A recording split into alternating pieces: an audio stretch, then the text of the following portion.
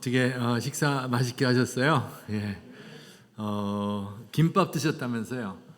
예, 저는 그 갈비탕 뭐 예, 억울하면 뭐 강사 되셔야죠 뭐. 예, 제가 또 오전에 시간을 좀 길게 써가지고 오후 시간에 너무 길겠다 생각을 해서 집에 가신 분도 있을 것 같고 하여튼 약속된 시간 정도 하고 또 혹시 끝난 뒤에 질문이 있으면 서로 이야기하고 이런 시간을 가졌으면 좋겠습니다. 그 예배 때보다도 좀 더 자유롭게 편안하게 그리고 지금이 사실 그 엄청 그 졸릴 시간이거든요. 일주일 내내 일하고 또 뭐 어젯밤에 텔레비 보느라고 늦게 주무셨죠. 그리고 또 피곤할 시간인데 저도 이제 뭐 그 엄청 잘 졸아요. 근데 안 졸려고 막 하다가 보면은 안 조는 것 같은데 나중에 보면 기억이 하나도 안 나요. 그러지 말고 차라리 졸리면 초장에 딱 5분 자고 일어나면 그다음에 맑은 정신으로 들을 수 있습니다. 단연간의 경험에서 나온 겁니다. 제가 한 목사님께 부탁받기로 한 70분 정도 꽤 길죠. 근데 이렇게 그 이야기해가면서 서로 의논하면서 강의를 진행했으면 좋겠습니다. 그 제목이 되게 거창하죠. 포스트 코로나 시대의 한국 교회. 그래서 이걸 뭐 다 다룰 수는 없고 그 주제가 너무 방대하기 때문에 제가 생각해온 몇 가지를 중심으로 말씀 나누기를 원합니다. 그러니까 오전에 했던 건데 잠깐 복습 한번 해볼까요? 이거 넘겨주세요. 네, 한번 다시 읽어보겠습니다. 시작. 한국 기독교 인구는 지속적으로 감소되어 왔고 코로나19 이후 더욱 큰 폭으로 감소될 것으로 예상된다. 두 번째,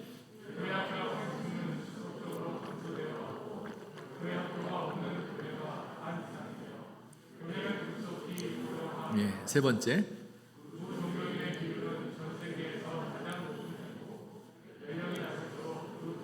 이게 이제 통계적인 이야기고요. 그 다음에 다음 장 넘겨주세요.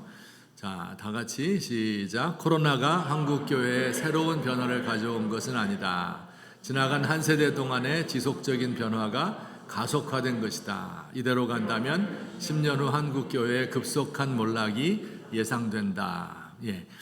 그동안에 쭉 있어 왔던 내용이에요. 신뢰도 하락이 한 번에 이루어진 게 아니고 쭉 하락되다가 코로나 때 급격하게 이루어졌고요. 또 숫자적으로도 쭉 하락세에다가 급격하게 진행됐고 또 뭐랄까 신앙의 질이라고 할까요? 이것도 쭉 하락세를 이어오다가 갑작스럽게 이제 절벽처럼 전락을 하게 되었습니다. 근데 이대로 간다면 10년 후 이렇게 되어 있는데 제가 10년 후라고 한 것은 그냥 10년 후가 나온 게 아니고요. 이것은 그 소위 베이비 부머라고 말하죠. 전쟁 후에 태어난 세대. 저도 이제 베이비 부머의 거의 이제 끝자락에 해당되는데 그 베이비 부머가 이제 한국에 끼친 뭐 경제적인, 사회적인, 정치적인 영향력 같은 건 이제 굉장히 연구가 많이 돼 있잖아요. 근데 교회도 마찬가지예요. 이 베이비 부머가 한참 그러니까 저희들이 어렸을 때 70년대 말 80년대 이때가 한국 교회의 어쩌면 전성기였었어요. 그래서 성도들 숫자도 많고 개척교회도 잘 되고 어느 교회든지 세우면 잘 무너지질 않고 그래서 이제 그때 개척교회 하신 목사님들이 많아요. 제 동기들 이런 사람들, 제 선배님들. 그런데 그들이 이제 그 은퇴하는 것이 지금부터 10년 되면 다 같이 이제 한꺼번에 물러나게 됩니다. 그러면 한 교회에서 한 지역 교회에서 제일 그 중요한 그 이벤트가 뭐냐 할 때 담임 목사가 바뀌는 거예요. 그래서 그것도 개척한 목사님이 30년, 40년 목회하다가 이제는 교회를 떠나게 될 때 그때 성도들이 받는 충격, 그다음에 교회가 감당해야 할 이런 그 뭐 혼란 이런 것들 때문에 이제 훨씬 더 심각한 문제들이 한꺼번에 발생을 하고 있고 또 앞으로 더욱더 하게 될 것이다. 그래서 10년이란 말이 나왔습니다. 좀 넘어가 주세요. 그런데 클라우스 슈밥이라는 사람, 이제 다보스 포럼이라고 하죠. 그 포럼의 창시자인데요, 경제학자인데요. 이분이 이제 위대한 리셋이라는 책을 썼어요. 그래서 제가 뭐 이전 책도 보고 해서 이제 이분 책을 좀 한번 사서 보았거든요. 근데 거기 그런 말이 있어요. 팬데믹은 우리가 사는 세계를 반성하고 새롭게 상상하고 재조정하기 위한 아주 작은 창을 살짝 열어주었다. 이게 무슨 뜻이냐면 이런 거죠. 우리가 예컨대 내가 몸이 안 좋게 되면은 내 몸의 가장 연약한 부분으로 나타나요. 그게 그렇죠. 내가 그동안 너무 허리가 안 좋았었는데 그냥 근근히 살고 있었어요. 그런데 어느 날 몸살에 걸렸어. 그러면 어디부터 아파요?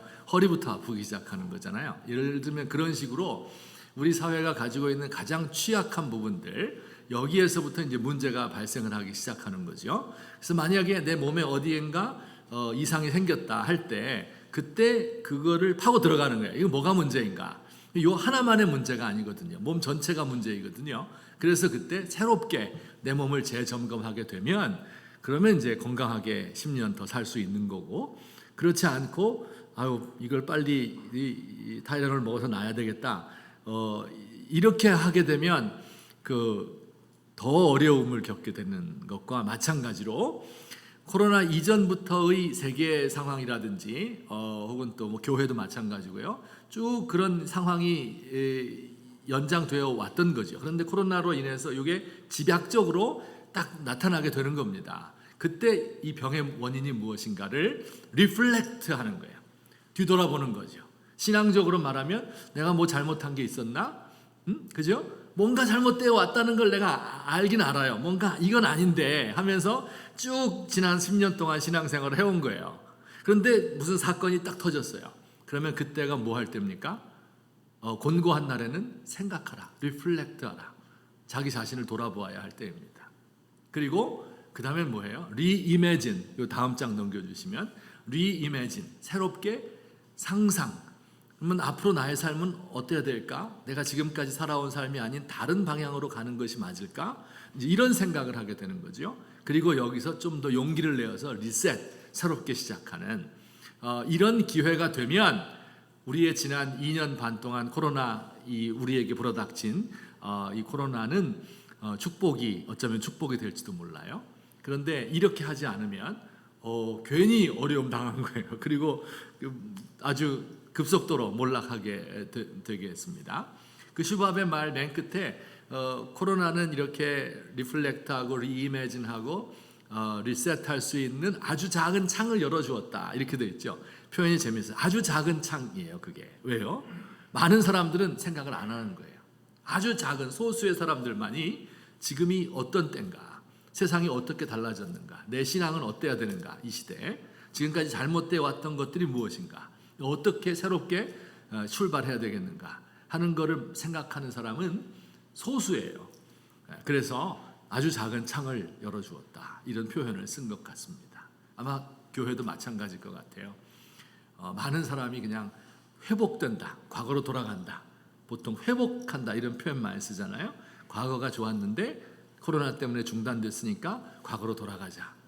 뭐 그런 뜻인데 뭐 일리가 있지만은 더 좋은 표현은 새롭게 재정비해서 시작해야 된다. 이게 우리가 나아가야 될 길이라고 생각합니다. 그래서 제가 그러면 어떻게 나아가면 좋겠는가 하는 것을 좀 이 시간에 함께 이야기해 보려고 합니다. 다음 장 주시면 보통 많은 사람이 말하기를 선교적 교회론 이런 표현을 써요. 이제 이것은 우리 성도님들은 사실 아실 필요는 없어요. 이제 관심이 진짜 많으신 분들만 들어보셨을 것도 같아요. 미셔널 처치 이런 표현을 쓰는데요. 그게 이제 되게 어려운 말 같은데 다음 넘겨줘.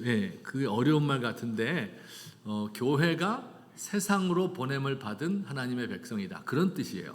근데 이제 이것만 들으면 너무 당연한 얘기 아니야? 이제 이렇게 들리죠. 그 성경 구절이 있는데 같이 한번 보겠습니다. 아버지께서 시작. 아버지께서 나를 보내신 것 같이 나도 너희를 보내노라. 그다음에 아버지께서 나를 세상에 보내신 것 같이 나도 그들을 세상에 보내었고. 아버지께서 예수님을 이 땅에 보내신 거, 보냈다 하는 말이 중요해요. 보냄받았다. 그렇죠? 그것처럼 예수님이 제자들을 세상으로 보내신다. 이게 교회다. 이런 뜻이에요. 너무 당연한 얘기인 것 같죠? 다음 장. 그런데 실상은 이제 사람들이 그렇게 많이 생각을 잘 안 했어요. 성경에 이렇게 너무 당연하게 쓰여져 있는 건데, 그렇지 뭐 우리가 세상으로 보냄 받았지 이렇게 생각하는데, 실제 교회의, 그러니까 역사적으로 교회의 모습은 대충 이렇게 세 가지 정도로 제가 정리를 해봤는데요. 중세 기독교 국가, 여러분 옛날 중세 시대 때 뭐 그레고리 뭐 7세, 하인리 4세 머리에 대관하고 뭐 이런 거 역사 시간에 배웠잖아요. 교회가 국가의 위에 있는 겁니다. 교회가 하나님이 세우신 기관이니까 국가보다 더 우월하다. 그래서 국가의 모든 것을 다 쥐고 흔드는, 그렇죠? 모든 걸 컨트롤하는 정치 문제나 경제나 뭐 모든 교육이나 이런 걸 다 교회에서 했거든요. 그런 모델도 있을 수 있고, 그 다음에 두 번째 것은요, 청교도 복음주의 모델이라고 하는데, 세상은 좀 타락했어요. 근데 첫 번째 것은 세상이 타락한 것이 아니라 교회가 세상을 다 리드해 가고 있기 때문에 세상이 타락하지 않은 거죠. 근데 실상은 타락했잖아요. 이제 이 1번이 안 된 거예요. 두 번째 것은 세상이 타락했다는 걸 인정하는 거예요. 그런데 교회를 마치 산 위에 있는 동네는 숨기지 못할 것이고 사람이 등불을 켜서 등경 위에 둔다 하신 것처럼 산 위에 있는 동네와 같다, 교회가. 그래서 좋은 교회를 세우고, 그리고 그 교회에 나가는 사람들이 예수를 잘 믿고 잘 살게 되는 모습을 보면 다른 사람들이 이것을 우러러보면서 나도 교회 나가야지 이렇게 생각한다는 거예요. 세 번째 모델은, 이건 이제 아주 타락했어요, 세상이. 그래서 마치 대한민국이 초창기에 조선시대 말 아주 타락한 시대예요. 그때 선교사님들이 오셨잖아요. 와서 세상은 풍랑이는 바다예요. 그래서 교회는 구조선이고 여기 구명보트를 내려서 사람들을 건지는 것. 생명줄 던져, 생명줄 던져, 그죠? 생명줄 던져서 구원해내는 것. 이게 교회다. 이렇게 생각을 하는데, 다음 장 반에서 선교적 교회라는 건 뭐냐면 두 가지인데, 모이는 교회, 흩어지는 교회. 그래서 교회로 우리가 모여 있잖아요. 세상으로 나가는 것, 이걸 중요하게 생각하는 거예요. 세상으로 보냄받았다. 네, 다음 넘겨주세요. 보통 말할 때 이제 선교가 뭐냐 이렇게 말하면, 선교 뭐냐 말하면 우리 보통 생각하기를 대한민국에서 혹은 뭐 예컨대 미국에서 예수 잘 믿는 나라예요.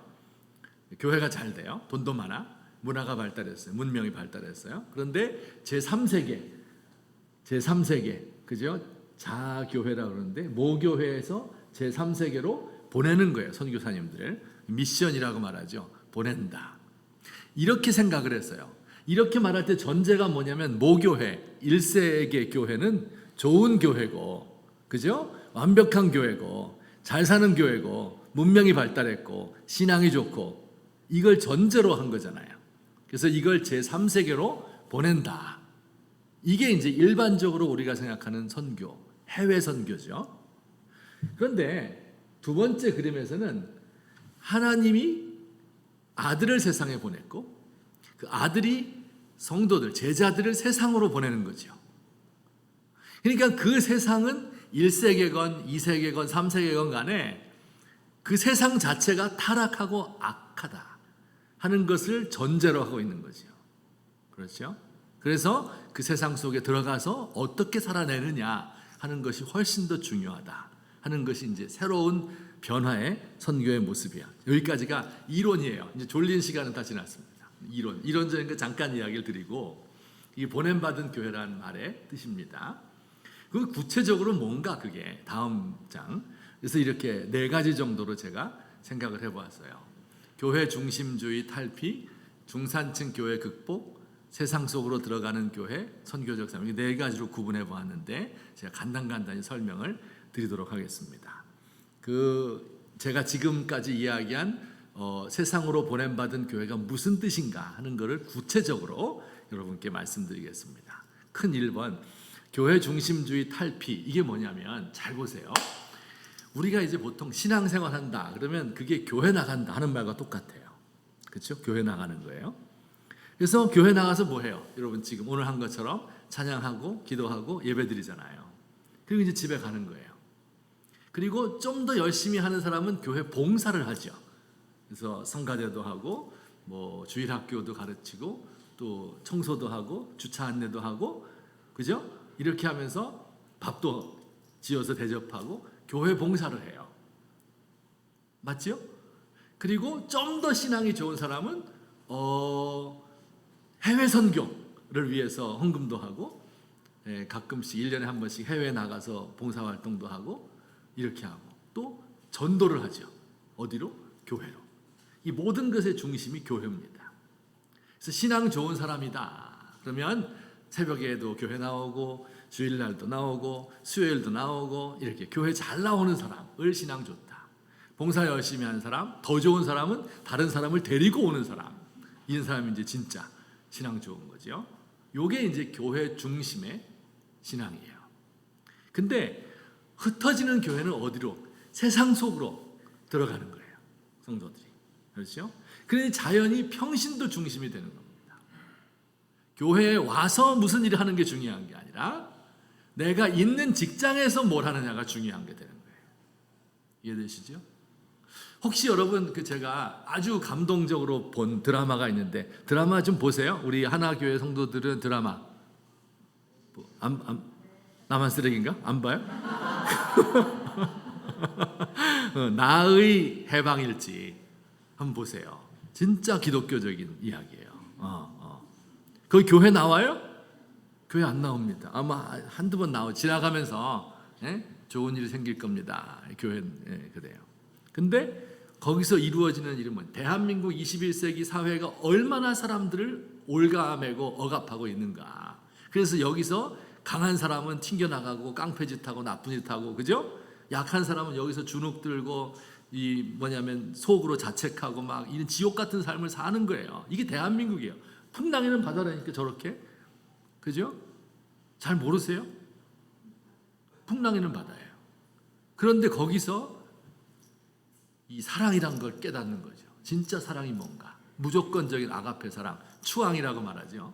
이걸 알게 되면 해방이 된다 하는 얘기예요. 어디서? 내 삶에서 내 가치관이 달라지고, 사람 보는 눈이 달라지고, 직장 생활이 달라지고, 그죠? 이게 기독교라는 거예요. 흩어지는 교회, 평신도 중심, 세상 속에서 예수님의 제자가 되는 거죠. 이 교회 성장주의, 그러니까 교회 중심은 교회 성장주의예요. 그래서 교회가 성장했다 그러면 기독교가 부흥했다 이렇게. 아까도 제가 교회는 점점 줄어들고 이렇게 말할 때는 제 머릿속에는 이미 이게 포함되어 있는 거예요. 그죠? 교회 중심주의가 이미 들어가 있는 거죠. 그러니까 그 통계조사도 원래 잘못된 거예요. 그러니까는 교회가 줄어가고 있는 게 이전에가 진짜 교회가 아니었을 수도 있어요. 미안하지만. 어쨌든 그러나 교회가 줄어드는 걸로 표현이 되니까 기독교의 연약한 것이, 그러니까 이제 우리를 다시 한번 리셋해보고 싶다. 그다음에 회심은 사회적 문제. 이거 약간 어려운 요 개념인데 다음 장 잠깐 넘겨주시면, 우리 보통 이렇게 생각해요. 개인의 영성이 제일 중요하다, 그죠? 그래서 내가 열심히 기도하고 봉사하고 개인의 영성. 그다음에 조금 더 하는 사람은 교회를 위해서 뭔가 섬긴다, 봉사도 하고, 그죠? 선교도 나가고 이런 식으로. 좀 더 관심이 있는 사람은 세상에 참여하기도 하고 선교도 하고 이런 식으로. 그러니까 처음에 뭐부터 해야 돼요? 네 개인 믿음부터 가져야 되는 거야, 그렇죠? 개인 네 죄부터 회개하고, 또 뭡니까 하나님과 관계를 맺고 이렇게 예수 믿고 예수님 영접하고 이거부터 해야 되는 거예요. 그 다음에 이제 교회에서 열심히 신앙생활하고, 또 시간이 되면 좋은 일도 많이 하고 해외 선교도 가고, 이런 식으로 생각을 하는데 실제 성경은 그렇지 않다. 다음 장 넘겨주시면 실제 성경은 이렇게 되어 있어요. 개인적인 영성과 교회 공동체와 사회에 참여하는 것이 서로 얽혀져 있어서 뗄 수가 없는 겁니다. 제가 설명을 좀 해드릴게요. 예를 들어서 오늘날 이제 교회가 무기력하다 이런 표현 쓰는데, 그러면 교회가 활력을 얻으려면 어떻게 하면 좋을까요? 우리 하나 교회가 옛날에는 막 활발했는데 코로나도 지나고 하면서 힘이 없어진 것 같아. 그러면 이거를 활성화시켜야 되겠죠? 그러려면 어떻게 해야 될까요? 그런 질문이에요. 어떻게 해야 될까? 그래서 뭐 여러 가지 방식이 있어요. 예를 들어서 전교우 수련회를 한다. 이것도 이제 하나의 방식이고요. 그 다음에 또 무기력한 교회를 활성화시키기 위해서는요. 예를 들면 행사를 해요. 바자회 같은 거 한번 해보세요. 굉장히 활성화됩니다. 또 이제 어디 해외 선교 이 미션 트립 같은 거를 계획해서 가요. 그러면 굉장히 활성화되죠. 제일 활성화될 수 있는 방법이 뭐냐면요. 우리 그렇게 안 하길 원하겠지만 예컨대 교회 예배당 건축이에요. 그러면은 굉장히 활성화됩니다. 성도들이 갑자기 살아나요. 막 헌금하고 교회당 올라가는 게 보이게 되고 막 이러면서 아주 신앙이 좋아집니다. 물론 이제 안 좋아지는 사람도 가끔 있지만 돈 내기 싫어서. 어쨌든 그런 게 좋은 방식인 것 같은데 성경에서는요 그렇게 말하지 않아요. 성경에서 교회를 살아있게 만드는 것은요 뭐 같아요? 이게 대답이 안 떠오르면 많이 타락한 거라 그랬죠. 죄인 하나가 회개하고 돌아오는 거예요. 네. 죄인이 회개하는 겁니다. 세상 죄인이 타락하고 방탕한 사람이 회개하고 내가 예수 믿겠습니다. 자기의 일을 이야기할 때. 그렇죠? 또 여러분 중에서도 지금까지 숨겨온 죄악들이 있는데 이걸 내가 다 토해내고 내가 진짜 일이 잘못했어요. 이렇게 안 하겠습니다. 이렇게 할 때 교회가 확 살아납니다. 살아나는 정도가 아니라 그게 살아있는 교회죠. 그게. 근데 그게 잘 안 일어나요. 왜 안 일어날까요? 생각해보면 죄를 회개하기 위해서는 먼저 해야 될 게 있어요. 그게 뭘까요? 어려운 거 아닌데. 죄를 회개하기 위해서는 먼저 죄를 지어야 돼요. 그렇잖아요. 죄를 지어야 회개를 하고 말고 할 거 아니에요. 근데 우리 성도님들이 죄를 안 지어요. 이게 문제인 거예요. 이게 문제예요. 자, 보세요. 그러니까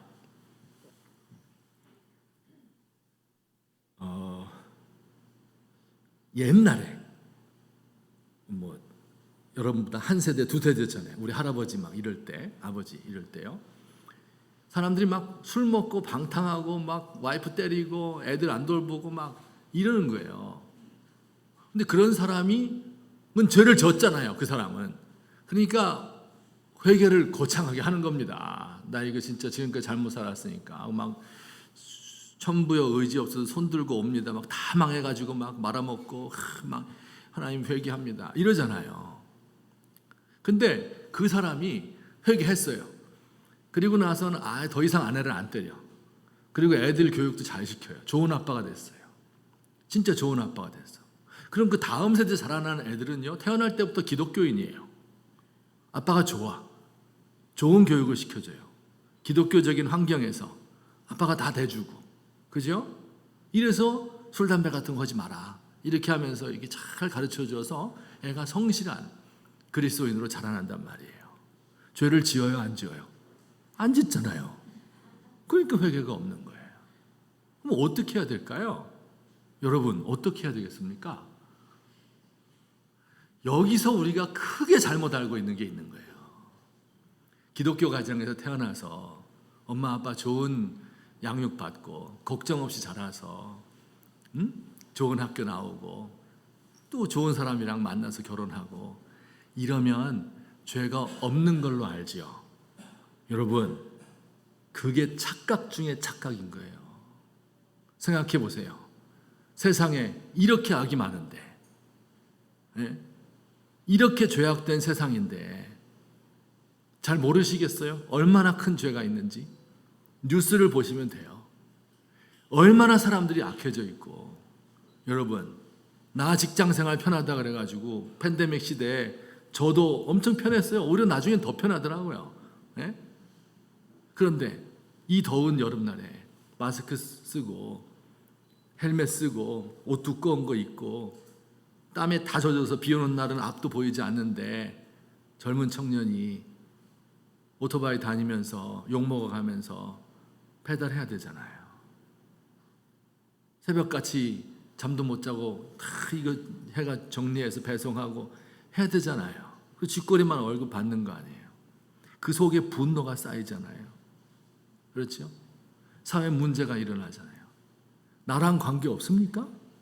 그래서 내가 편안하게 새벽 배송 받아서 맛있는 거 먹고 있는 겁니다, 여러분.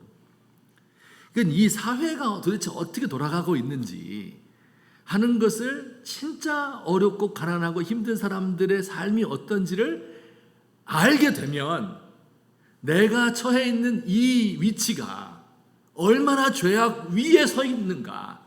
대한민국 전체가 왜곡되어 있는데 내가 그 왜곡된 것을 더 왜곡되게 만드는 일부분이 아닌가 하는 것을 알게 되면 어떻게 편안할 수가 있습니까? 여러분, 어떻게 내가 죄 안 졌다고 이야기할 수가 있겠어요? 모르니까 그렇게 얘기하는 거예요. 그러니까 세상에 참여해보면, 사람들의 삶과 그들과 이야기를 해보면, 청년들의 그 절망에 접해보기만 하면 아, 세상은 힘든 곳이구나. 근데 그 힘든 게 어디서 왔을까? 거슬러 올라가고 공부를 해보고 생각을 해보고 하나님 앞에서 기도해보면 그게 나로부터 온 거다. 내가 그 일부다 하는 것을 알게 되는 거예요. 그러니 어떻게 회개하지 않을 수 있습니까? 여러분, 이 회개가 필요한 거예요. 이게 바로 사회적인 참여와 세상으로 보냄받은 사람만이 알 수 있는 회개입니다. 예수님 앞에 어떤 청년이 나왔잖아요. 내가 어떻게 하면 영생 얻을 수 있습니까? 진짜 영적으로 뛰어난 사람이에요. 물어본 거예요, 예수님에게. 예수님 그 당시에는 말하면 비주류 이단자 같은 사람인데 가서 물어본 거예요. 성경을 아십니까? 성경 압니다. 뭐라고 써 있어요? 부모를 공경하고 살인하지 말고 간음하지 말고 남의 거 도둑질하지 말라고 써 있습니다. 다 지키세요. 나 이거 어렸을 때부터 지켰습니다. 그죠? 돈 많은 부자인데 좋은 교육 받았는데 뭐 부모 거역할 게 뭐 있어요? 다 해주는데 살인합니까? 이 사람이 간음합니까? 자기 제일 예쁜 여자랑 살고 있는데 뭐 도둑질 뭐 돈 천진데 뭘 합니까? 다 지켰습니다. 예수님 말씀하시잖아요. 있는 것을 팔아서 가난한 자에게 주시오. 그리고 나를 쫓으시오. 무슨 뜻이에요? 진짜 다 갖다 바쳐라. 그런 뜻도 있지만은 아니, 그 좋은 가정에서 태어나서 그 좋은 교육받고 죄 안 짓는 거 진짜 죄 안 짓는 줄 아시오? 한번 다 팔고 가난한 자들에게 가서 함께 살아보고 당신 같은 나이에 있는 사람이 어떻게 세리가 돼서 도둑질하고 당신 같이 자라는 애들이 어떻게 몸 파는 사람이 돼 있는지 이걸 경험하고 그리고도 믿음이 좋다면 네, 인정하겠소. 그런 뜻 아닐까요? 그래서 부자가 천국에 들어가는 것이 낙타가 바늘기로 들어가는 것보다 어렵다. 이렇게 말씀하신 것이죠. 이게 얽혀져 있는 거예요, 서로. 얽혀져 있는. 공동체, 좋은 말이죠. 공동체. 한국교회에서 이제 가정교회, 목장교회, 공동체, 구역예배, 셀처치, 공동체 엄청 강조하죠. 교회 이름도 여기도 그런지 모르겠지만 커뮤니티 처치 이렇게 이름 짓잖아요. 커뮤니티 엄청 강조합니다. 좋은 것 같아요. 근데 나랑 비슷한 사람들끼리 커뮤니티를 모이면은 못할 게 뭐 있어요, 거기서. 물론 이제 그것도 못하는 사람 많아요. 그래갖고 좀 이따 싸우고 맨날 이런 사람 많아요. 근데 성경이 말하는 커뮤니티라는 건 그게 아니죠. 주인과 종이, 자유인이, 이방인과 유대인이, 남자와 여자가 한 커뮤니티에 사는 거예요. 고린도 교회 안에 사는 거예요. 그러니까 우리 생각 고린도전서 읽으면 그 4분을 올려서 싸우잖아. 그거 왜 싸우냐? 그렇게 다른 사람이 모여 있으니까 싸우는 거예요. 그런데 이걸 복음으로 극복을 하는 거지. 그렇죠? 비슷한 사람이 모여 있는 것을 성경은 공동체라고 부르지 않습니다. 세상의 그 모든 문제들이 교회 안에 들어와 있는 거예요. 그 가운데서 내 영성이 개발되는 거죠. 그러니까 회개가 나오는 거예요. 그러니까 내 공동체 안에 있는 나보다 연약한 사람들 무시했거든요. 나보다 잘난 사람 미워했거든요. 그러니까 거기서 회개가 나올 수밖에 없죠. 공동체예요. 공동체와 내 개인의 영성과 이 대한민국의 일원으로서의 나, 이게 서로 얽혀져 있는 겁니다. 이걸 세상으로 보냄받은 교회를 체험해 본 사람은 알지요. 그런데 그냥 이건 그대로 돌아가게 내버려 두고 교회 와서 우리가 모여서 즐겁게 예배하고 이게 하나님 나라다, 이렇게 생각하는 사람은 절대 알지 못해요. 그래서 세상으로 흩어지는 것이 중요하다 하는 것을 제가 말씀을 드렸습니다. 그러니까 이게 뭐 우리가 열심히 나가서 사회 참여하고 촛불 집회하고 뭐 그런 뜻이 아닙니다. 훨씬 더 우리의 신앙의 본질과 관련이 되어 있는 이야기입니다. 넘겨주세요. 큰 두 번째로 중산층 교회 극복인데요. 여기 지도 있잖아요. 이 지도가 무슨 지도인지 알겠어요? 빨간 게 그게 바로 한국에 있는 교회들을 점 찍어 놓은 거예요. 여기 용인에 가면은 여기 잘 안 보이는데 하나 교회도 있습니다. 그 한국 교회를 표시해 놓은 거예요. 뭐 전국에 교회 없는 데가 없죠. 이제 백두대간 뭐 이런데 무인도 이런 데는 없지. 뭐 인구 좀만 있어도 교회가 다 있습니다. 이렇게 콤파스로 돌려서 반경 500m 이 안에도 500m 안에 교회가 뭐 아마 10대 개는 될 겁니다. 그죠? 이렇게 많아요, 교회가.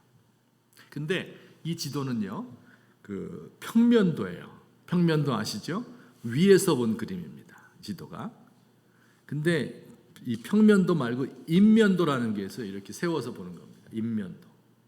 인면도로 대한민국을 보면 상황이 다릅니다.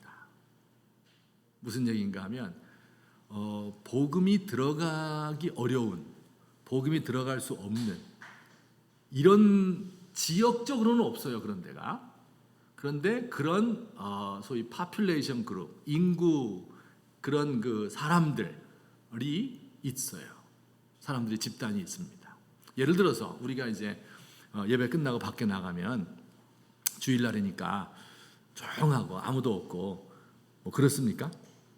아니죠. 차들 다 싱싱 다니고 레스토랑 다 문 열었고 뭐 다 얼마든지 사람 되게 많잖아요. 그죠? 아마 우리나라 이제 생산 연령 인구 중에서 한 보통 80%가 이 뭐라 그럽니까? 이 서비스업에 종사하는 사람이고 그 중에 줄 잡아서 한 3분의 1 정도는 주일날도 일요일날도 일해야 되지 않을까요? 그죠? 그래야 세상이 돌아가니까. 그 여러분도 가서 뭐 저녁 때 시장도 보고 옛날에는 그걸 안 했는데 지금은 뭐 밥도 먹고 뭐 다 하지 않습니까? 그런데 레스토랑을 경영하는 분이 교회 집사님이에요. 그러면 그분은 교회 올 수 있죠. 11시 예배 갔다가 빨리 끝나고 가면 되니까. 근데 그 레스토랑에서 일하는 알바생은 올 수 있을까요? 없을까요? 교회. 없죠. 없어요. 그 인구가 한두 명이겠습니까, 여러분? 그게 엄청 많습니다. 그 인구가. 주일날 일해야 되는 알바생의 인구죠. 예를 들어 또 공단의 산업단지 각 도시마다 아마 수백 개 됩니다. 우리나라에.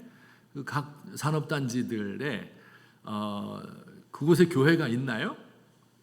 산업단지가 있으면 보통은 이제 시골 동네에다가 산업단지를 만들잖아요. 그러면 원래 있던 시골 동네 교회가 하나쯤 있습니다. 근데 거기는 주로 연세 많으신 분들이 이제 전통적인 교회, 이제 11시에 땡땡 치고 하는 교회인데 이 산업단지에서 일하는 주일날도 여기서 자야 되는 사람들, 한국 사람도 많고 외국인 근로자도 많은데 이들을 위한 교회가 있을까요? 없어요. 이분들이 여기 나오질 않습니다. 왜냐하면 이게 생체 리듬이 달라요. 삶의 리듬이 달라요. 그래서 늦게까지 일하고 토요일도 일하고 일요일 날은 그냥 늦잠 자고 뭐 점심 12시쯤 일어나서 브런치 같은 거 먹고 뒹굴거리면서 드라마 한 편 보고 그리고 술 한잔 마시고 또 자야 월요일 날부터 일할 거 아니에요. 이게 다르거든요. 리듬이. 삶이 달라요. 그런데 교회는 9시 1부 예배, 11시 2부 예배 이렇게 돼 있어요. 그러니까 거기 갈 수가 없는 거예요. 그 인구가 한두 명일 것 같아요, 여러분? 수십만 됩니다. 전국에 흩어져 있는 산업단지에 있는 노동자들이죠. 네. 또 예를 들어서 청소년들 가운데 이제 뭐라 그럽니까? 가출하고 이렇게 제대로 적응하지 못하는 청소년이 수만 명이에요. 그들이 갈 교회가 있습니까? 또 소위 이제 성매매 업에 종사하는 여성들 한국에 20만 명이 있다 그래. 20만 명. 보통이 아니 20만 명. 도대체 그 수요가 얼마인 거예요? 공급이 20만 명인데 어떻게 다 먹고 사는지 몰라요? 그러면은 그 20만 명 되는 20만 사는 도시에 교회가 없는 거나 마찬가지예요. 그들을 위해서 목회하는 분 있습니까? 없어요. 뭐 한두 팀이 있지만은 많지 않습니다. 그러니까 이런 거 빼고 저런 거 이게 다 빼는 거예요. 그리고 교회는 중산층들이 모여 있는 집단이 되고 그 서민층 사람들은 교회 구조적으로 오기 힘든. 에이 그런 게 어디 있어요? 교회 나오면 되지. 제가 이제 그 목회를 했다 그랬잖아요. 그 이제 한 10년 정도는 그 평택 지역에서 했고 12년을 이제 서울 강남 한복판에서 했는데. 거기 이제 잘 사는 동네잖아요. 그래가지고 뭐 높은 사람들 많고 잘 사는 사람 많이 나왔어요. 그래갖고 제가 늘 그래도 그 동네에도 이제 어려운 사람 많거든요. 그리고 이제 소위 뭐라지 고시원이라고 하는데 거기 고시 보는 사람이 사는 데가 아니라 뭐 창문 없는 한평 반 되는 데서 이제 혼자 노동하며 사는 사람들이거든요. 그런 분들 그 고시원이 그 근처에 몇 개 있었는데 그 교회 안 나와요. 그래가지고 제가 그분들 교회 나오게 전도 좀 해라 막 이렇게 얘기했더니 이제 어떤 신학생이 전도를 해가지고 2명이 40대 한 명, 한 50대 중반 된 아저씨 둘이 이제 교회 나왔어요. 그러면 제가 그분들을 보면서 우리 부자교회 이렇게 돈 많은 사람 많은데 여기 가난한 사람 왔는데 좀 무시하고 막 이렇게 했을까요? 안 했을까요? 뭐 응답이 어떻게 했을 것 같아? 잘해줬을 것 같아? 잘 못해줬을 것 같아요? 맞아요. 고맙습니다. 잘해줬어요. 엄청 잘해줬어요. 딴 사람 오면 그냥 예 오셨어요 막 이렇게 하는데 이분들은 딱 90도로 인사하고 그리고 정중하게 손 잡아드리고 끌어안기도 하고 또 이제 10만 원도 지어주기도 하고 뭐 신방도 하고 뭐 정말 잘했습니다. 진짜 신경 썼어요. 희소성의 가치가 있으니까. 근데 한 몇 달 지나니까 안 보이기 시작하는 거예요, 교회에서. 그래서 안 보이네. 그러면서 좀 전화 연락도 해보고 근데 연락도 잘 안 돼요. 그런 분들은 또. 그러다가 이제 몇 달 지나서 제가 길거리에 지나가다가 만났어요.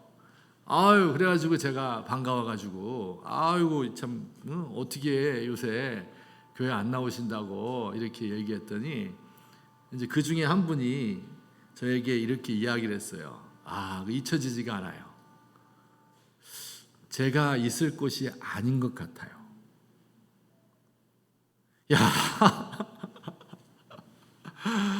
여러분, 이 말 됩니까? 제가 있을 곳이 아닌 것 같아요. 왜냐하면 이제 전부 이렇게 멋지게 입고 나오고 드레스업하고 또 이제 그렇지 않고 잠바 같은 거 입더라도 벌써 이게 다르잖아요. 옷이 같은 잠바라도 그게 같은 게 아니잖아요. 자기들은 뭐 옷도 그렇고 냄새도 좀 나거든요. 그다음에 어떨 땐 술도 마시고 이제 교회 오면 어떻게 하겠어요? 권사님들이랑 이렇게 보겠죠. 여러분 같으면 안 보겠어요? 어유, 술 냄새 나네. 이러면서 딱. 이렇게 한 2번만 당해보세요. 거기 오고 싶은가? 제가 그 이야기를 듣고 가슴이 철렁할 뿐만 아니라 이게 교회가 아니구나. 성경이 말하는 교회랑 우리 교회가 너무 멀구나, 거리가. 그래서 교회라고 부르기조차 민망하구나. 그런 생각이 들었습니다. 예수님이 만약에 이 땅에 오신다면, 지금 21세기 대한민국에 오신다면 어떻게 하실까요? 예수님 세리와 죄인의 친구고 창기들을 영접했다. 맨날 얘기하잖아요. 진짜 세리와 죄인들, 창기들은 교회에 못 오고 있는 거예요, 지금. 그게 우리의 형편입니다. 그러니 예수님의 마음과 예수님의 가르침과 우리 현재의 모습이 달라도 너무 다른 거죠.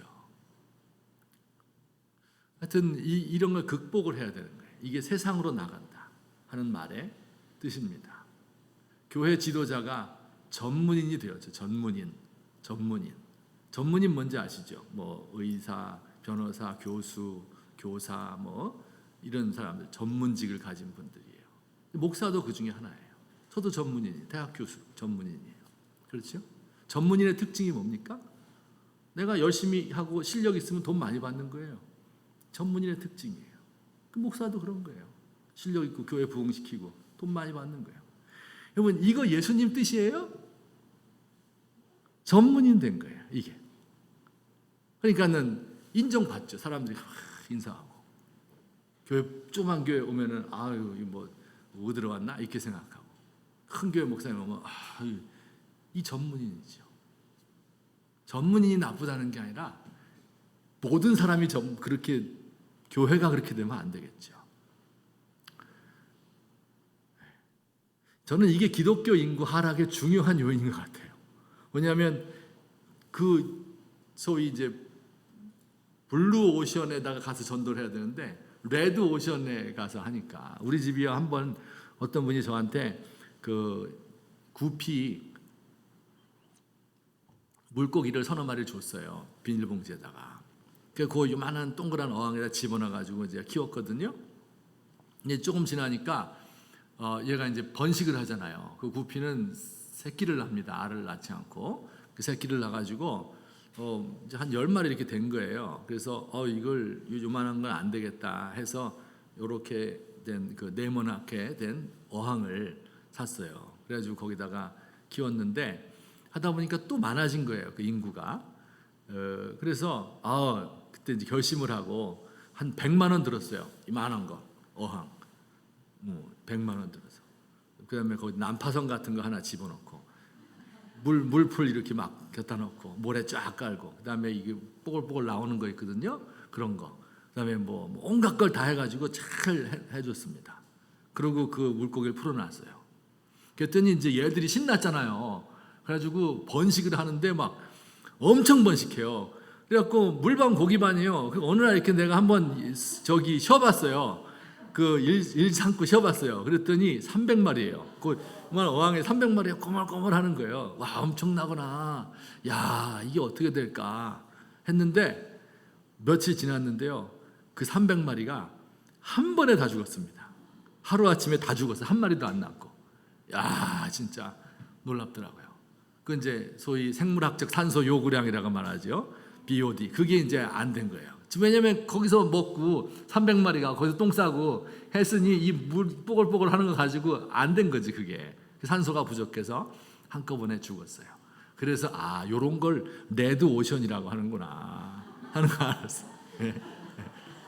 여기서 중산층이란 것은 여러분 뭐냐면 그래도 억대 연봉 이상 받아야 되고 중형차 타고 다니고 1년에 한 번 해외여행도 가고 뭐 그런 거 아니에요. 그죠? 그 사람은 대한민국이 얼마나 되겠어요? 1000만 명 이내거든요. 4,500만 명은 아닌 거예요. 4천 아니 삶이 달라요. 근데 이들을 외면하고 어떻게 교회가 성장할 수가 있겠는가 그런 생각을 제가 하게 되었습니다. 아이고, 시간이 많이 가네. 자꾸 빨리 이제 속도를 내야 되겠습니다. 세 번째, 교회가 해야 될 일이 있어요. 교회 단위로 해야 될 일이 있습니다. 세상 속으로 들어가는 교회죠. 예를 들면 이런 거예요. 제가 이제 있던 교회의 이름인데요. 평택시에 있는 교회인데 거기서 필리핀 사람들을 위한 디아스포라 선교회. 그다음 거기가 이제 좀 지방이고 거기 공단 같은 게 있거든요. 그래서 필리핀 사람들이 많아요. 그래서 이제 그들을 위한 선교회를 만들었어요. 그래서 이제 그들이 교회에 와서 이제 그 하나의 필리핀 교회가 된 거죠. 보통 한 50명 정도 이렇게 출석을 하고 또 시내에다가 그들을 위한 이제 쉼터 또 선교 센터 이런 거를 만들어 줘서 이렇게 거기서 이제 잠도 자고 어떤 경우는 선교 센터처럼 놀기도 하고 먹기도 하고 이렇게 만들어 주었고요. 이제 이게 좀 잘 돼가지고 제가 보니까 중국 사람들이 또 많이 왔거든요. 한 20년 전인데 중국 사람들이 한국에 많이 올 때였습니다. 그래서 이 중국인들에게도 내가 복음을 전해야 되겠다. 이제 디아스포라 선교회는 이제 필리핀 사람들은 영어를 쓰거든요. 그래서 제가 영어 못 하는데 그냥 이렇게 떠듬 이렇게 하면서 조금씩 이렇게 하고 또 이제 나중에는 필리핀 그 목사님을 모시고 하고 이렇게 했는데 좀 성장했을 때는 중국 선교회는 제가 중국말을 진짜 하나도 모르거든요. 그 새로 배우기도 이제 좀 뭐하고 그래가지고 제가 이제 그 청년들 중에서 신앙 좋은 청년들 4사람을 불렀습니다. 그래서 그들에게 부탁을 했어요. 이렇게 하고 싶은 게 내 소망인데 당신들이 좀 주축이 되었으면 좋겠다. 평신도 중심 마음속에 늘 있거든요.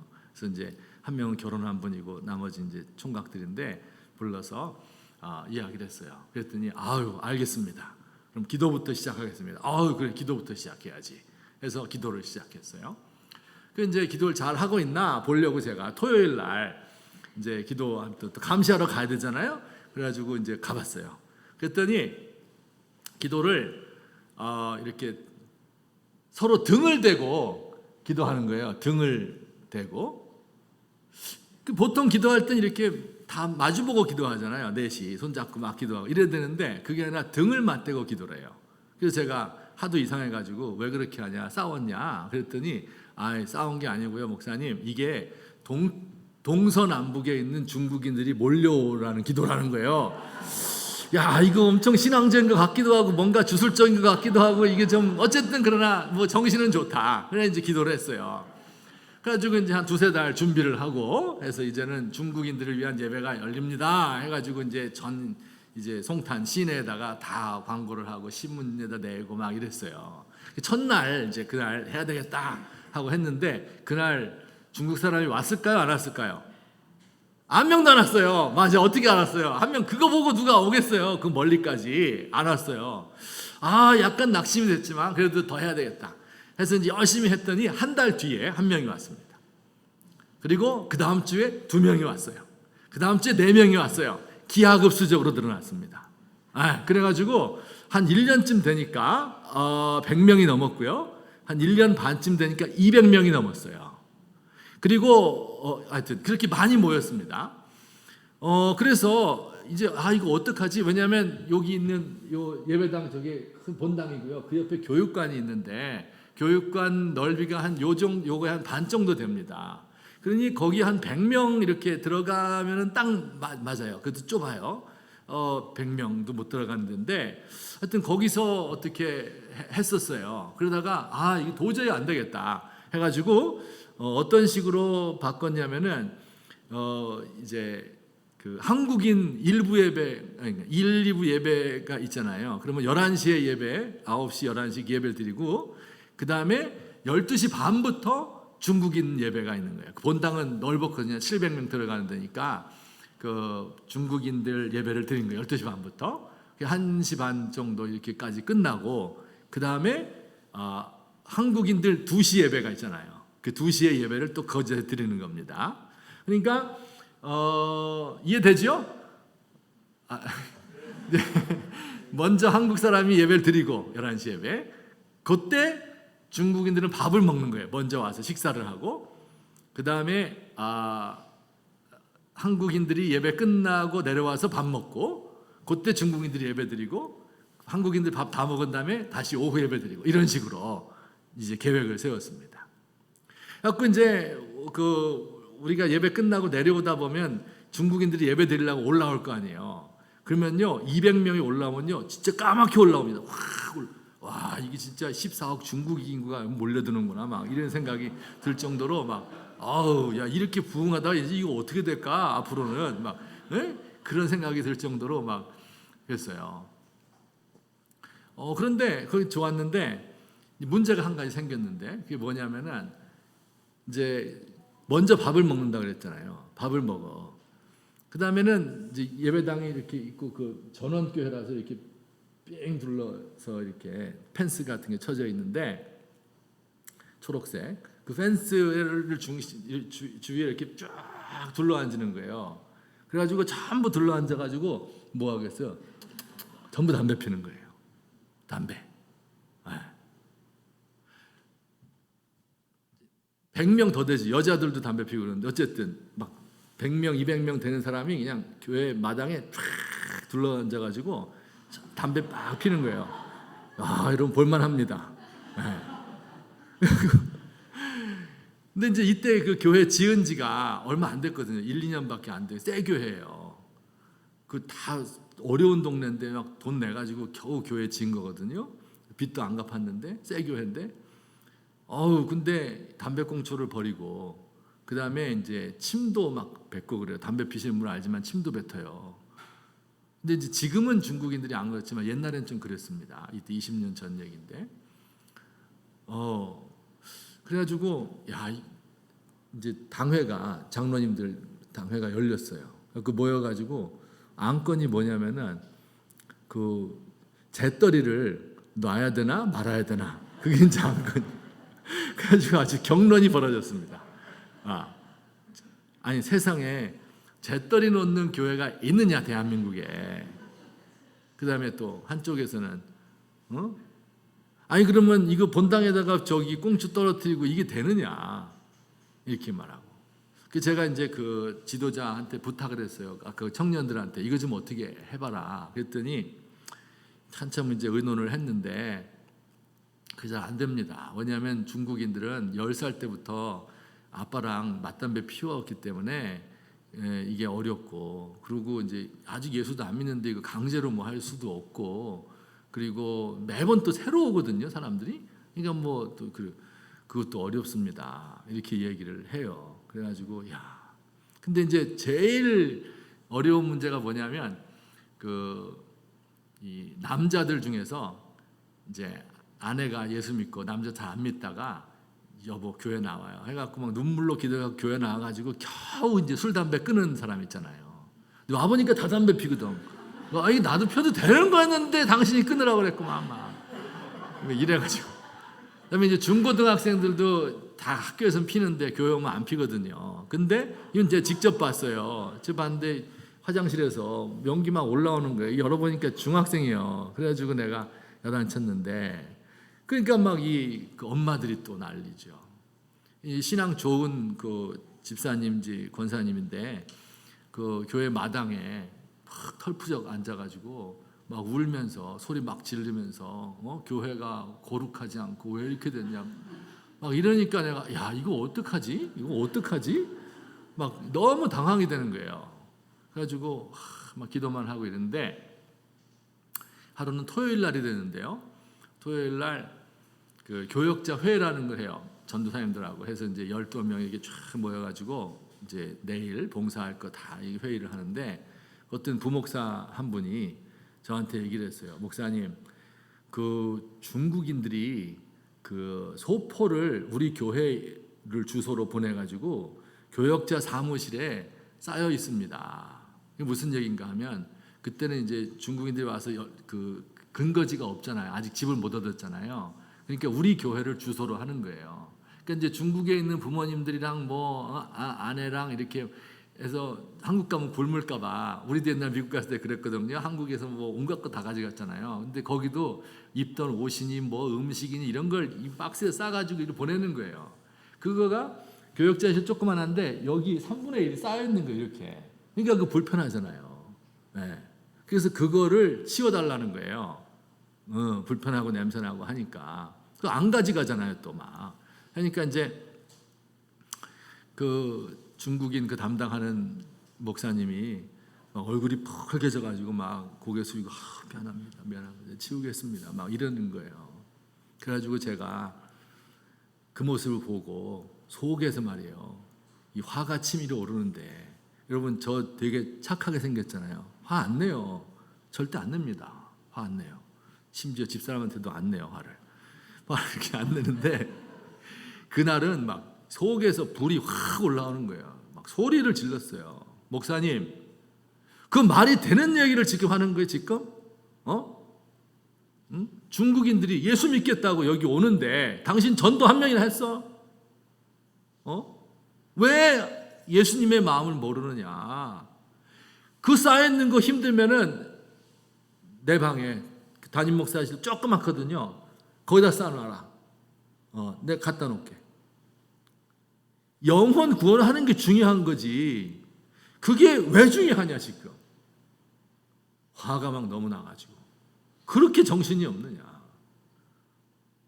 그래서 그 다음날 주일날인데 그때 내가 이제 화가 나갖고 설교를 했어요. 어디 성경에 담배 피지 말란 말했어요.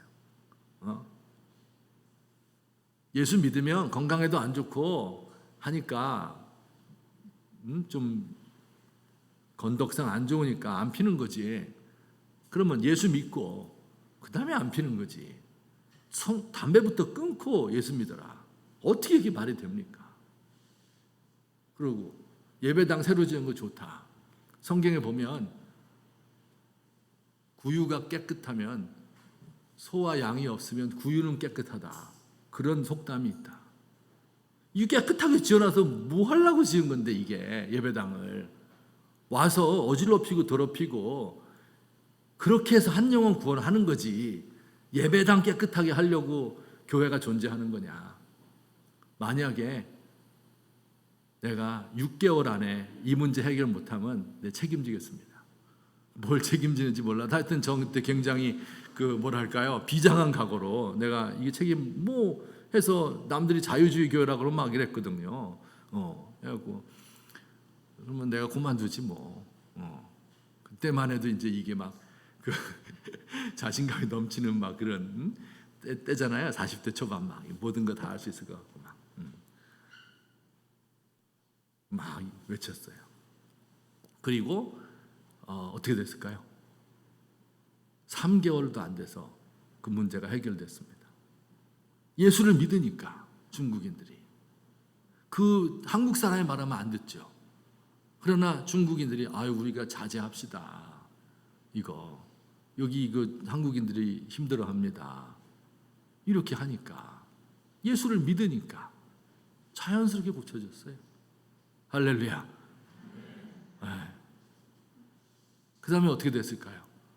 그 중국 선교회가 성장을 해서 예수 믿는 사람이 많아지고 그 중에 중국의 본국에 돌아가서 가정교회를 열고 그리고 우리 교회에서도 매년 방문해서 거기서 그들의 사역을 도와주고 지금까지도 잘하고 있습니다.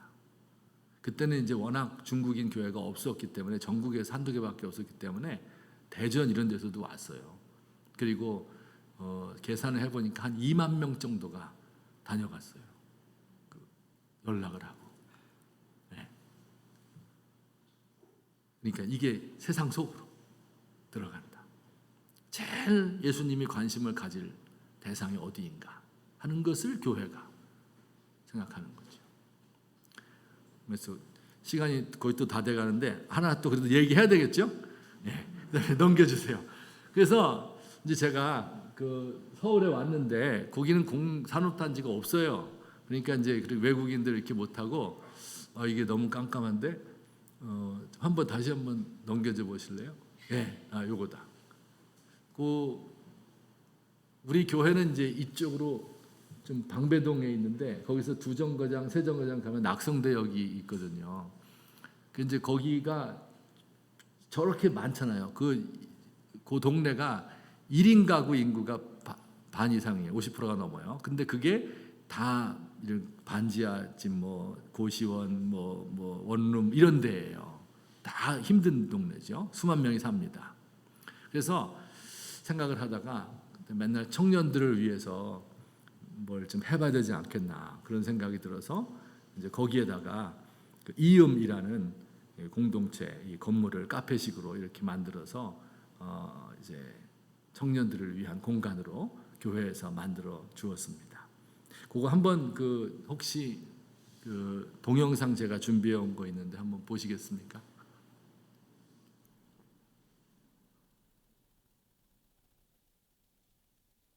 취업과 진로 등 청년들이 겪는 어려움들이 코로나 가운데서도 계속되고 있는데요. 청년들의 필요를 채워주며 그들의 삶을 공유하는 청년 공간 이음을 조준화 기자가 취재했습니다. 수납 공간 안에 매니큐어 등 화장품이 한가득 채워져 있고 공간 한켠엔 다양한 종류의 보드게임 그리고 운동기구까지 있습니다. 이 모든 것들이 취업 준비 등으로 바쁘고 지친 청년들의 쉼을 위해 마련됐습니다. 청년 공간 이음은 청년 인구 비율이 40%에 달해 청년 특구로 지정된 서울시 관악구에 자리해 있으며 백석대학교의 성도들과 백석예대 교수들이 후원하는 비영리 단체로 청년들에게 직접 다가가고자 시작됐습니다. 청년들이 뭐 취업 문제를 비롯해서 1인 가구 문제가 굉장히 또 심각한 이렇게 사회적 문제로 이제 떠올랐는데, 그럼 교회가 과연 이 청년들을 위해서 뭐 어떤 거를 해주면 좋을까 하는 고민을 가지고 이렇게 청년공간 이음을 이제 기획을 하고 이제 시작하게 되었습니다. 청년공간 이음은 편의점, 배달음식 등으로 끼니를 대충 때우는 청년들에게 집밥 같은 음식을, 취업 준비하는 청년들에겐 서울시와 연계한 취업 특강, 취업 멘토링 등을 모두 무료로 제공하고 있으며 방문하는 청년들의 반응도 좋습니다. 오픈 시간대부터 끝날 때까지 그냥 계속 무료로 사용할 수 있다는 점이랑, 그리고 여기 계신 분들 다 좋은 것 같고, 그리고 집중도 잘 되고. 최근 송편을 빚어 이웃들과 나누는 등 소셜 다이닝 프로그램을 진행하며 코로나 이후 대면 접촉이 어려워진 상황 속에서도 온라인으로 교제를 이어가고 있습니다.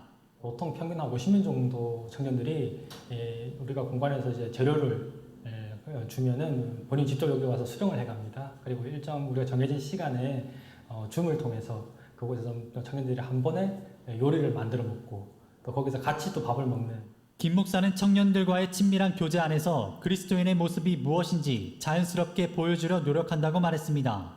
제가 선교지에 나왔다라고 생각을 하고 마음을 먹고 이곳에 청년들을 만나다 보니까 제 마음도 좀 다른 거예요.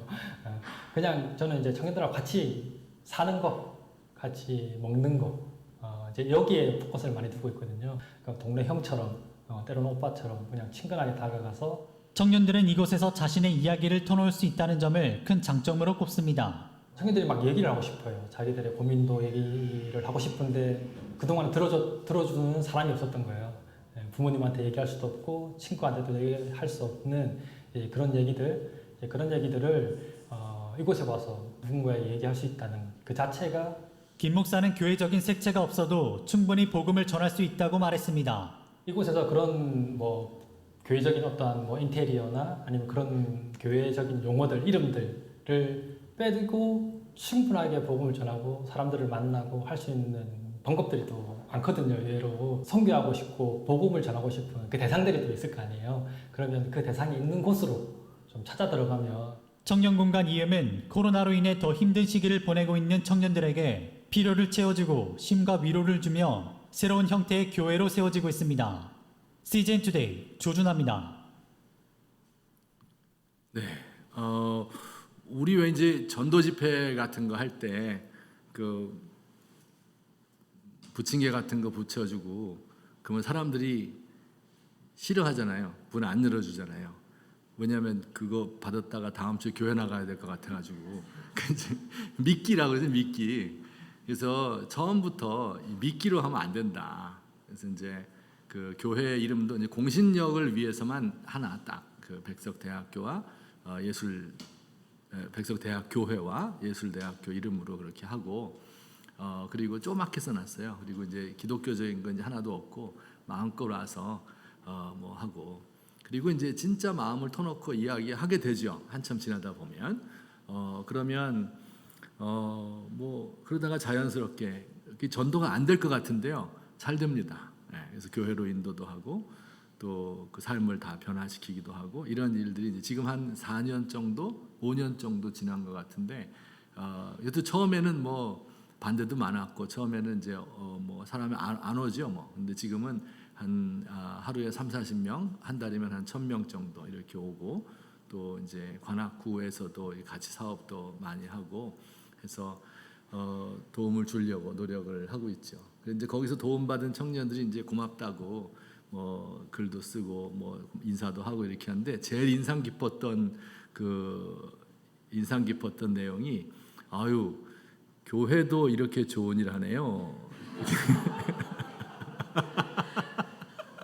그냥 그들이 생각하는 교회가 어떤 거다 하는 것을 제가 이제 그때는 이게 무슨 뜻으로 얘가 이렇게 얘기하나 그런데 지금은 좀 알 것 같아요. 그 젊은이들이 생각하는 교회라는 게 어떤 건지. 그래서 이게 이제 교회가 할 수 있는 세상 속으로 들어간다 할 때 교회 단위로 할 수 있는 일이 아닐까. 그렇게 생각하고 제 생각에 만약에 이런 것이 큰 교회들 뭐 수십억 이렇게 예산되는 교회들이 많잖아요. 해외 선교 보내는 거랑 똑같아요. 가격이 한 그 뭐라 그럴까 그 비용이 인테리어 처음에 하고 그럴 때 한 1억 5천 이렇게 들고 그다음에 매년 한 몇천만 원씩 들거든요. 근데 이제 그 선교사 한 명 보내는 거랑 마찬가지잖아요. 그런 마음을 가지고 큰 교회들에서 뭐 전국에 이런 거 한 200-300개만 대도시들마다 하나씩만 있다고 하면 그죠? 서울에만 있고 이러면은 좀 기독교에 대한 인식이 달라지지 않을까? 그런 생각이 이제 저에게 드는데 처음에 할 때는 뭐 아유 이거 해가지고 뭐가 될까 이런 저도 의심도 이제 많이 들었는데 이런 방법이 옳은가 이런 생각 뭐 너무 많이 들었죠. 그런데 지금 생각해 보면 옳다는 생각이 들어요. 왜냐하면 예수님의 사랑을 그냥 이렇게 뭐 교회 꼭 나와라 이게 아니라 보여주다 보면 그 중에 뭐 자연스럽게 연결이 되고 이게 이제 진짜 좋은 전도가 아닐까 그런 생각을 제가 해보았습니다. 자 어쨌든 이런 것이 이제 교회가 할 수 있는 거고요. 마지막으로 이제 성도들 개인이 요 사진 보면 참 재밌죠. 코로나 시대에 그 할머니와 함께 노인과 함께 화투 치는 장면 아주 감동적인 이야기인데 여기 이제 어려운 단어들이 있죠. 참여와 분리.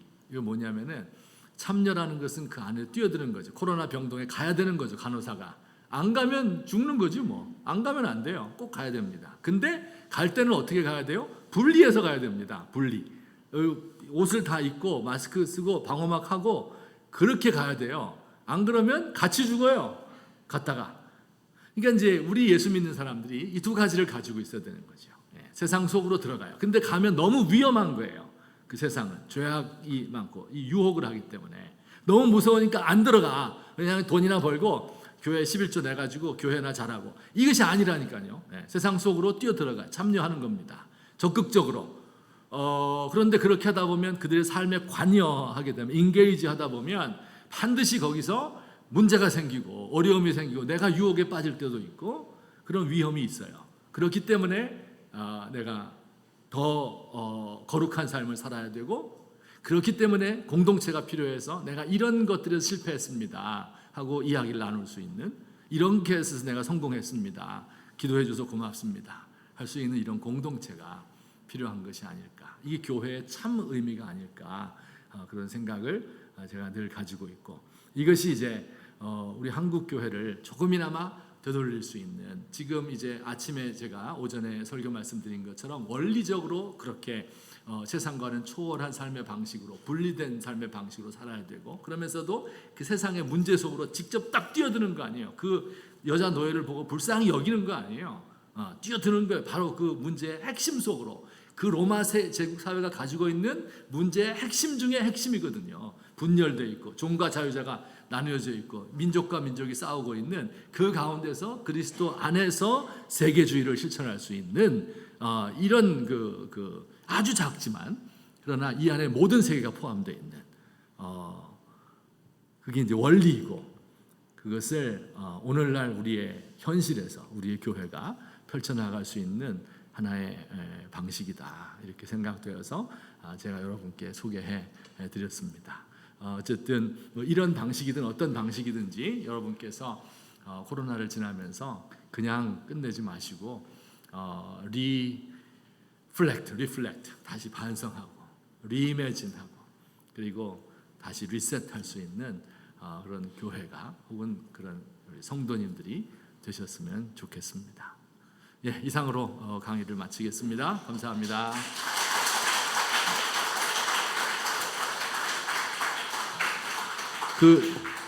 원래 질문을 받겠는데 예, 질문 해주시면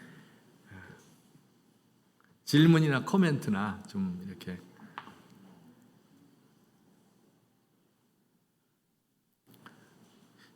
이게 질문이 없는 데는 두 가지 이유가 있어요.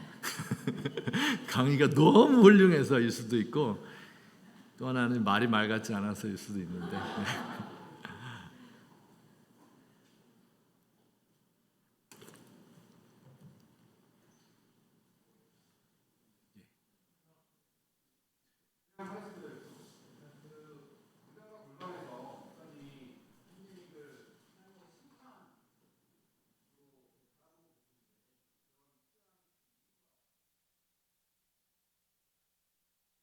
그러니까 이제 이 이유는 그러니까 팬데믹이 하나님의 심판이다 아니다 이제 여기에 대해서 이제 논쟁이 많습니다. 근데 저는 심판이라고 보았는데 그래서 이제 그 책을 읽은 분들 중에 이제 진보적인 분도 있고 좀 보수적인 분도 있고 이런데 보수적인 분들은 이제 반대를 많이 말했어요. 이런저런 뭐 이럴 수 있느냐, 정광은 그렇게 욕하냐, 뭐 이런 건지 많이 얘기했는데 진보적인 분들은 딱 두 개를 짚었어요. 하나는 어떻게 팬데믹이 심판일 수 있습니까? 안 그래도 심판받느라고 죽었는데 그걸 하나님의 심판이라고 말하면 거 어떻게 하란 말입니까? 너무 가혹한 거 아닙니까? 라는 질문과 그다음에 이제 뒤쪽에 가면은 동성애에 대해서 왜 그렇게 보수적인 입장 가집니까? 이런 질문이 있었는데 어쨌든 책 읽어주셔서 일단 고맙고요.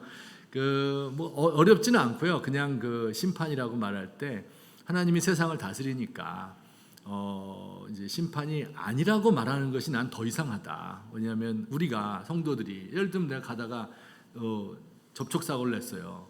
그럼 내가 딱 무슨 생각 들어요?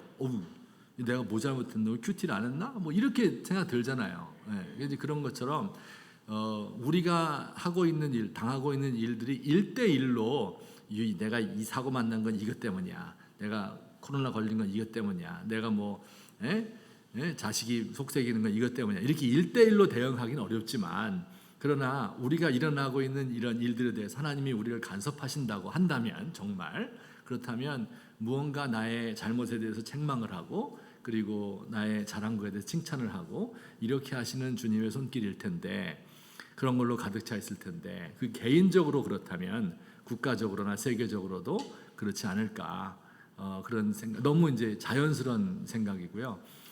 그래서 이제 자세한 내용은 이제 그 자세히 읽어보시면 꼭 그렇게 뭐랄까 꼭 그렇게 가혹한 얘기는 아니에요. 그래서 이제 일단은 그런 의미에서 심판이라고 제가 이야기를 했고요. 생각해 보면 어떻게 심판이 아닐 수 있나? 그게 더 이상하다. 심판이 아니라고 생각하는 사람이 세상에 이렇게 타락을 했고 이 코로나 때문에 이게 드러나잖아요. 이 세상에 이런 어떤 사람은 저 같은 사람은 그냥 편안하게 그냥 더 즐겁게 월급 받아가면서 이렇게 살고 있고 죽자 하잖아요. 제3세계 사람들은요. 또 우리나라에서도요. 어떻게 이런 걸 다 드러내는 게 심판인데 이제 그런 뜻에서 제가 이야기를 했습니다. 그게 뭐 지금 고통받고 있는 사람을 뭐 가혹하게 대하기 위해서 그런 것이 아닙니다. 예.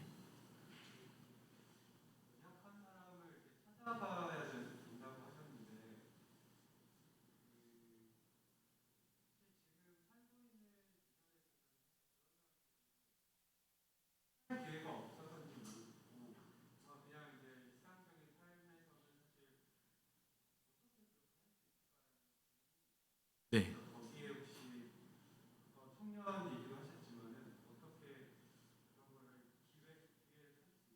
네. 그러니까 이제 일단 개인적으로는 그럴 수 있을 것 같아요. 질문이 무슨 뜻이냐면 내가 직장에 다녀, 좋은 직장에 다니는데 뭐 다 동료들이에요. 뭐 다 비슷해요. 그렇잖아요. 그리고 직장에서 무슨 공적인 얘기 하는 거지 뭐 여기서 뭐 무슨 뭐 딴 얘기 하는 것도 아닐 거고. 그러니까 좀 가난한 사람을 어디 가서 만나 이걸 이제 이렇게 개인적으로 이제 그렇게 될 것 같고요. 그래서 이제 제가 답 드리고 싶은 것은 일단 개인적으로도 눈을 잘 열고 보면 내가 다른 가치관을 가지고 오전에 얘기한 것처럼 다른 가치관을 가지고 잘 살펴보게 되면 우리의 주변에도 나와 가까이 있는 분 중에도 나도 알지 못하는 사이에 엄청난 고통으로 사는 사람이 많이 있을 거다. 근데 저는 제가 어렸을 때부터 예수 믿었잖아요. 저도 그래가지고 제가 이제 늘 그 심성이 막 행복해하고 막 유쾌하고 그런 심성이 아니에요. 유쾌하지 않아요. 항상 피곤에 쩔어 있고 항상 무언가 고민하고 있고 항상 불만족스럽고 그리고 하여튼 뭐 그런 거 있잖아요. 뭔지 모르게 그래요. 그래가지고 내가 잘못된 인간인가 보다. 예수 믿는데 기쁨도 없고 이거 왜 이러냐 이렇게 생각을 쭉 해오고 있었는데 요즘에 가만히 생각해 보니까 그냥 물론 첫째로 내 성품이 비관주의적인 것도 있고 그러나 세상이 그렇게 행복한 사람이 많은 것 같지는 않다. 그런 생각은 제가 오히려 내가 예수 믿는 좋은 가정에서 태어났고 지금까지 좋은 교육받고 인정받고 있었기 때문에 그냥 이런 정도로 있는 거지 실제로 세상에서는 정말 힘든 사람이 많구나. 특히 안 믿는 사람들은 그 마음이 지옥이겠구나. 이런 경우를 제가 점점 더 많이 느끼게 됩니다. 그래서 조금 더 마음을 터놓고 이야기를 할 수 있으면 좋겠다 하는 게 이제 제 제언이고요. 근데 이제 물론 약간 제약은 있죠. 왜냐하면 이제 안 믿는 친구들은 늘 술자리에 가서 이렇게 마음을 터놓고 얘기를 하는 편인데 보니까 술자리에 안 가실 것 같은데. 네, 그래서 하여튼 그런 거가 조금 가셔서 그렇게 하면 되죠. 뭐 그러니까 이제 이게 분리와 참여가 이게 사실 어려운 거예요. 그러니까 만약에 참여하려면 술집에 가야 되는데 분리하려면 안 먹어야 돼. 그러면 안주만 먹는 사람 제일 싫어하거든 또. 그 말은 방호복의 비유가 되게 첫 이해하기는 쉬운데 실제로 하려면 그 어려운 겁니다. 뭐 어디까지가 분리고 어디까지가 참여지? 그래서 이제 그런 개인적인 그러나 그런 여지는 반드시 있다. 그런 걸 열어놓고 보시면 좋겠다 하는 거고요. 그래서 이제 두 번째가 조금 교회적으로 그런 기회를 마련하면 좋지 않겠는가 그런 생각을 제가 가지게 된 겁니다. 네, 제가 이제 방배동에 있는 교회에도 똑같은 질문을 가진 거예요. 거기 뭐 잘 사는 사람들이고 식구 봐도 없어요. 자기 사귀는 사람 중에서는. 네. 그렇다고 뭐 길거리 가는 여기저기 원룸 사는 사람한테 막 돈 주고 이럴 수도 없잖아요. 네. 그러니까 그런 소위 이제 참여가 어려워서 그런데 이제 그래서 이제 교회적으로 조금 하니까 훨씬 그런 기회 접촉의 면이 넓어지게 되더라. 예, 감사합니다. 예.